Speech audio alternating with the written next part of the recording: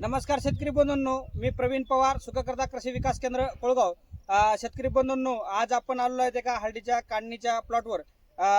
तर या ज्या प्लॉटचं आपण जे नियोजन केलेलं आहे ते सुखकर्ताची आपली जे 2 नंबरची शाखा आहे धानोरा शाखा यांच्या मार्फत या प्लॉटची देखभाल झालेली आहे। पण आपण पहिले या शेतकऱ्याचा परिचय घ्या। नमस्कार सर। नमस्कार, आपलं नाव सांगा। सचिन माठाळकर, गाव सांगा आपलं। निवगाव बाजार, तालुका हातगाव। आणि मोबाईल नंबर सांगा आपला। 9075139999। या ज्या हळदीची आपण लागवड केली ते आतापर्यंत तुम्हाला याचं सगळी जे ट्रीटमेंट आपण जे बघितली आहे ते कोणाच्या मार्फत देखभाल झाली याची? सुखकर्ता कृषी विकास केंद्र याच्या मार्फत झालं ना कोळगाव। म्हणजे धानोऱ्याची जी आपली जी टीम आहे याच्यावर आपल्याला वारंवार या प्लॉटला भेटी दिलेली आहेत की नाही? हो, झालेल्या आहेत ना? झालेले आहे। शेतकरी बंधूंनो, आपण लागवड केल्याच्या नंतर हा प्लॉट आपल्या हातावर आलेला होता। पण या हळदीची जे लागवड आहे तेवढं बियाणं अतिशय बारीक होतं ना? बियाणं बारीक होतं, एकदम लहान बियाणं होतं आणि अतिशय दाट प्रमाणामध्ये हळदीची लागवड झाली होती।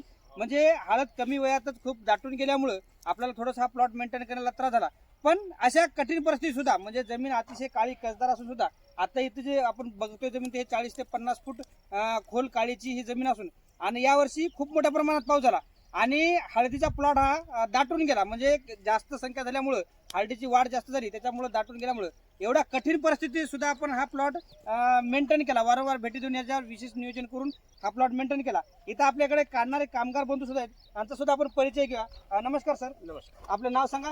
देवीदास शामराव भुसारे। आपण दरवर्षी हळद काढताना सर? हो, दरवर्षी काढालेले किंवा यावर्षी हळद काढायला त्याच्यामध्ये तुम्हाला या प्लॉट कसा वाटतोय सर? चांगला आहे।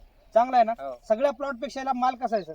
माल चांगला आहे। सगळ्यापेक्षा माल चांगला आहे का? हो, बरं, आता एवढ्या काढणीमध्ये तुम्हाला कुठं सड कंदकूज किंवा नासलेली हळद दिसली का? नाही नाही ना? नाही। एकदम चांगली हळद आहे ना? हो, शेतकरी बंधूंनो, एक लक्षात घ्या, कुठलीही गोष्ट तुम्हाला जर दर्जेदार उत्पादन घ्यायचे जर असेल ना तर तुम्हाला त्याच्यामध्ये नियोजन सुद्धा त्या पद्धतीचं दर्जेदार असणं गरजेचं आहे। आणि जे पण या शेतकरी या प्लॉटला मेंटेन करताय किंवा दुकानदार जे मेंटेन करताय त्याला त्या पिकाविषयी थोडीशी माहिती असणं गरजेचं आहे आणि वेळोवेळी त्या पिकावर त्याच्यावर लक्ष देणं गरजेचं आहे। आमची धानोऱ्याची जी 2 नंबरची शाखा आहे या शाखेने या प्लॉटला वारंवार भेटी देऊन उत्कृष्ट दर्जाचं उत्पादन काढण्यासाठी त्यांनी त्यांची मदत केली आहे। आता बऱ्याच शेतकऱ्याचा जे प्रॉब्लेम आहे यावर्षी ते अति पावसामुळे बियाणं खूप शेतकऱ्याचं जे आहे कंदकुज लागून प्रॉब्लेम मध्ये प्लॉट आलेत।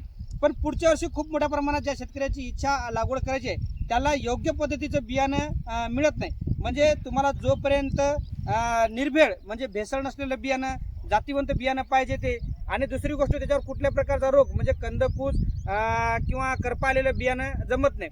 असं जर निर्भेळ चांगलं उत्कृष्ट जर बियाणं पाहिजे असेल तर तुम्ही या प्लॉटवर बघू शकता। सुखकर्ता नेहमी प्रॅक्टिकल गोष्टी दाखवत असते। या प्लॉटचे आपण शेवटच्या टप्प्यात सुद्धा जे आपण सुपर बॉन्ड सोडायच्या अगोदर जे व्हिडिओ केला होता त्याचा पण याचा एक व्हिडिओ आपण आपल्या युट्यूबवर टाकलाय। तुम्हाला मी रिअल मध्ये दाखवतो इकडे की हे आता तुम्ही सध्याची परिस्थिती बघू शकता किती सुंदर अशा पद्धतीनं हे माल आपल्याला निघालाय। असं भरगच्च जेव्हा उत्पादन येते तेव्हा शेतकरी बंधूंनो, आपण जे 40-45 जे ॲव्हरेज म्हणतो दरवर्षी शेतकऱ्याला ते अशा पद्धतीने निघण्यासाठी मदत होत असते।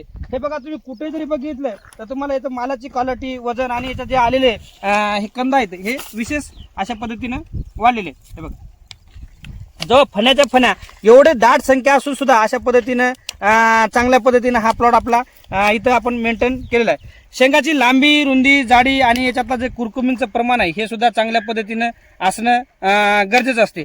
आता आपण थोडंसं ढिगाकडे जाऊन बघून दाखवतो तुम्हाला की या प्लॉटचा ढीग किती झालाय। आपण हा क्षेत्रफळ आपलं किती आहे? एकदम एकूण सर्व क्षेत्रफळ किती आहे? 2.5 एकर आहे ना?